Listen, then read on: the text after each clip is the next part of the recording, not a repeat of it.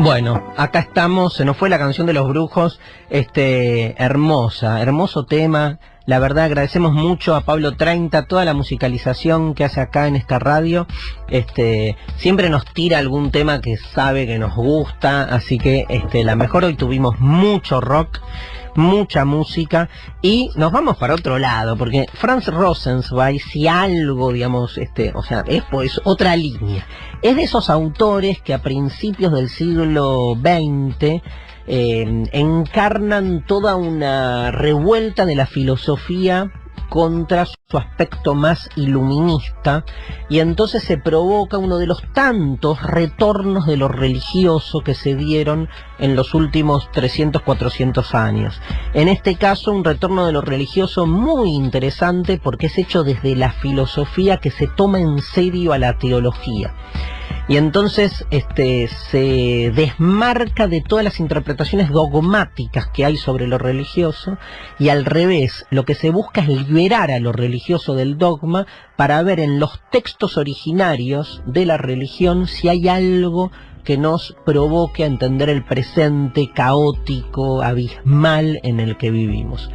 Estos autores, Rosenzweig, luego Emmanuel Levinas, son autores, el mismo Martin Buber, que es un poco anterior, Hermann Cohen, que es anterior, son autores que empiezan a pensar lo religioso, en el caso más de Rosenzweig, tratando de algún modo de redimirlo y de tratar de encontrar en una lectura, repito, no eclesiástica, no dogmática de los textos religiosos, formas, digamos, de salvataje, ¿no? Digo, en el fondo no hacemos otra cosa que buscar sentido, ¿no? Y cuando el sentido que el ser humano va buscando sin salirse de sus propios límites parece no llegar, empieza a sobrepasarse a sí mismo y va en busca del origen. Y en lo religioso y en los textos religiosos hay siempre una vocación o aspiración por el origen que encontramos en la obra claramente de Franz Rosenzweig. Para eso hablamos con Emma Taub. Emanuel Taub nació en Buenos Aires, es doctor en Ciencias Sociales y magíster en Diversidad Cultural, investigador asistente del CONICET. Él trabaja filosofía política y mesianismo, sobre todo el pensamiento mesiánico judío. Es director de la colección Estudios y Reflexiones de Lilmod Prometeo, que es una colección de libros sobre pensamiento judío contemporáneo, y de Hecho Atómico Ediciones. Publicó un par de libros: La modernidad atravesada, que lo leí, Teología política y mesianismo, que lo leí, y Mesianismo y redención, que creo, no, lo leí, lo presenté, Mesianismo y redención lo presenté, ¿te acordás, Emma? En la Biblioteca Nacional. Y vamos a hablar de Franz Rosenzweig, ¿sí? 1886-1929, un autor muy provocativo, vive en la época de la Primera Guerra Mundial, es de esos autores de culto, podemos decir, y que de algún modo, digamos, pasar por él y sobre todo por ese libro emblemático que es La Estrella de la Redención, la verdad que yo creo que nos recoloca en nuestras búsquedas filosóficas, nos saca de ese esquema lineal que va de Nietzsche a Heidegger. O sea, en el medio está Rosenzweig, y me parece un puente interesante para pensar esa línea. Así que, querido Emma, ¿con qué libro nos recomendás empezar a leer a Franz? Rosenzweig se escribe R-O-S-E-N, Rosen, Z-W-E-I-G, Rosenzweig sería, así literal. Rosenzweig, lo escuchamos a Emma. Si yo tuviese que recomendar por dónde empezar a leer a Rosenzweig, no me metería directamente por La Estrella de la Redención, porque hay un montón de textos paralelos que ayudan a entender después La Estrella de la Redención. Esos textos, por un lado, tienen que ver con los textos educativos, ¿sí? Rosenzweig escribió varios textos sobre educación en su momento: Es hora, Formación y sin parar, Los constructores, o sea, diferentes textos en donde, además de estar dialogando con otros pensadores y filósofos de su tiempo, escribe sobre la educación judía, pero además desarrolla las ideas que después van a estar en La Estrella de la Redención. De esos textos es interesante lo que dice Rosenzweig, porque Rosenzweig en uno de los textos plantea que deberían haber facultades de teología judía en todas las universidades alemanas. Nosotros que conocemos la historia posterior a la Segunda Guerra Mundial y miramos la historia desde nuestro presente hasta el pasado, podemos decir qué locura. Pero sin embargo no era una locura, sino que lo que nos muestra, y para entenderlo hermenéuticamente, es el mundo, ¿sí?, y el pensamiento de su época. ¿Sí? Rosenzweig está dialogando con el mundo de su época. Él ve igual, después de atravesar la Primera Guerra Mundial, que algo peor todavía va a venir, pero no reconoce eso en lo que pasó luego con el nazismo.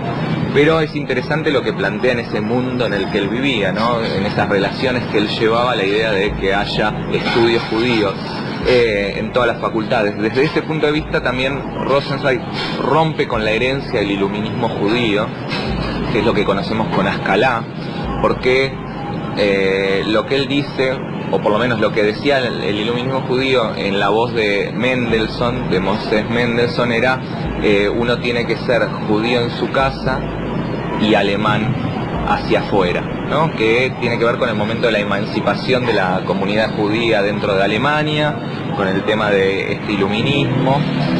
Sin embargo, lo que dice Rosenzweig es hay que ser judío hacia adentro y hay que ser judío hacia afuera. ¿Sí? En ese sentido, corta también, Rosenzweig es un gran rupturista de muchas tradiciones y rompe con esa tradición también tan importante del iluminismo judeo-alemán. El otro texto es La célula originaria, que son esas notas por las cuales él llega o termina de escribir La estrella de la redención.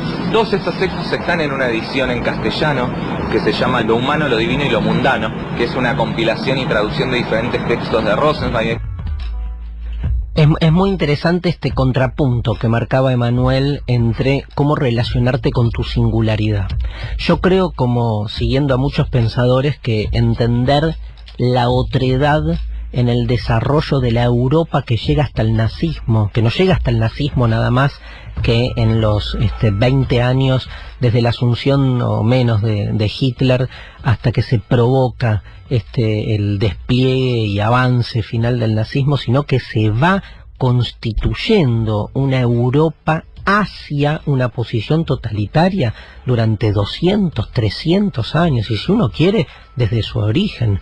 Yo recuerdo que el propio Rosenzweig habla de que la violencia para con el otro nace hasta con Tales de Mileto, cuando cree que todo puede ser reducido a un principio fundamental. Si todo puede ser reducido a un principio fundamental, quien pierde es la diferencia, la multiplicidad, la diversidad. Porque esa visión economicista que tenemos de la realidad, todo el tiempo fustigando a la diferencia para que se desingularice y avance hacia lo común, ¿no? Esta idea casi de administración ordenada, que necesita un orden primigenio donde solo vale lo reductible y desaparece todo lo amorfo, está en la base de la disolución de las singularidades más múltiples, más diversas.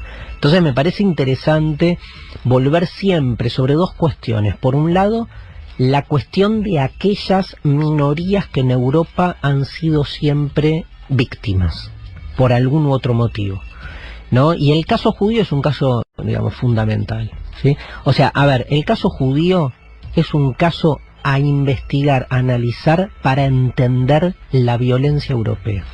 No es un tema que solo le importa a los judíos. Salgamos de esa pelotudez. Es un tema fundamental para entender la relación con el otro. Es como pensar que la cuestión indígena solo le importa a los indígenas.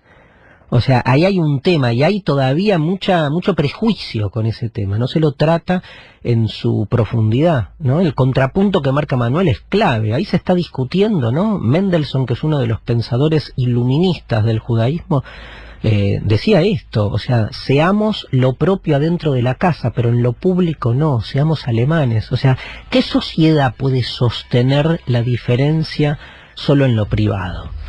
¿No? Entonces es una discusión que puede darse hoy directamente con todo lo que nos pasa. Y lo otro es el retorno de lo religioso como un lugar más para ir a sus textos a entender cómo se fue construyendo el sentido que llega hasta nuestros días. Es increíble que en las facultades seculares, laicas, modernas, abiertas de filosofía, no se estudien los textos religiosos como un aporte más a la construcción de la textualidad de Occidente. Digo, es tan valioso leer Descartes, Marx, Nietzsche como leer textos religiosos, si queremos entendernos a nosotros mismos. Si no, sesgamos todo el tiempo y no nos entendemos un pomo. Bueno, Emanuel, el libro que dijiste vos, que nos traes, obviamente, y que, digamos, delegás a un segundo lugar para leer, pero el libro clave de Rosenzweig es La Estrella de la Redención. ¿Por qué es tan importante este libro? La Estrella de la Redención es uno de los libros, no solo el más importante dentro de su obra, sino uno de los más importantes dentro del pensamiento judío del siglo XX. Es un libro que está en diálogo con Ser y Tiempo de Heidegger, con los cuales había ahí un conocimiento. Los libros salen en el mismo año, pero además tiene una gran influencia en pensadores como Walter Benjamin, como Gershom Scholem y como Emanuel Levinas o Martin Buber, que era parte del ambiente intelectual judío de su tiempo. Sí, el tema del aura, el tema del instante, el tema del mesianismo y de la redención hoy, son temas que ya estaban trabajados por Rosenzweig en La Estrella de la Redención, que después las podemos encontrar desde la propia interpretación y desde otro lado en Benjamin. Y, por ejemplo, en Emanuel Levinas, en Totalidad Infinita, una de sus grandes obras, en la primera página dice que la influencia de Rosenzweig es tan grande en el libro que no puede estar citado en todos lados, sino que como el espíritu de Rosenzweig está en toda la Totalidad Infinita. Esa es una de los grandes logros, ¿no?, cuando de un pensador, no es solamente la obra en sí, sino ver la estela de su pensamiento hasta donde llega, y la estela de Rosenzweig llega hasta nuestros días, ¿sí? Los estudios sobre Rosenzweig se multiplican, pero sobre todo la influencia de esta Estrella de la Redención. No, es increíble porque son estos pensadores siempre ocultos, ¿no? Uno podría hacer una contrahistoria de la filosofía, como la hizo de hecho Michel Onfray, y entender la filosofía a través de los autores silenciados. Nadie estudia Rosenzweig, salvo en 2, 3 facultades, y sobre todo en facultades religiosas. Es un horror cuando es un autor clave. Esto que decía Manuel del diálogo con Ser y Tiempo, o sea, es más, les diría, se entiende más Ser y Tiempo de Heidegger cuando se lo pone a dialogar con La Estrella de la Redención. ¿Por qué, Emanuel, cuál sería la actualidad de Rosenzweig hoy, un autor que propone un retorno a lecturas religiosas a principios del siglo XX? La actualidad de Rosenzweig, en primer lugar, es por sus influencias, ¿sí? O sea, cuando un autor se sigue releyendo, reinterpretando y repensando hasta nuestro momento histórico, lo que vemos es que hay una actualidad de su pensamiento. Pero acá aparece un segundo punto. Creo que para entender a autores como Emanuel Levinas, Walter Benjamin, Leo Strauss, hasta el propio Carl Schmitt, fuera de la filosofía judía, hay que leer a Rosenzweig.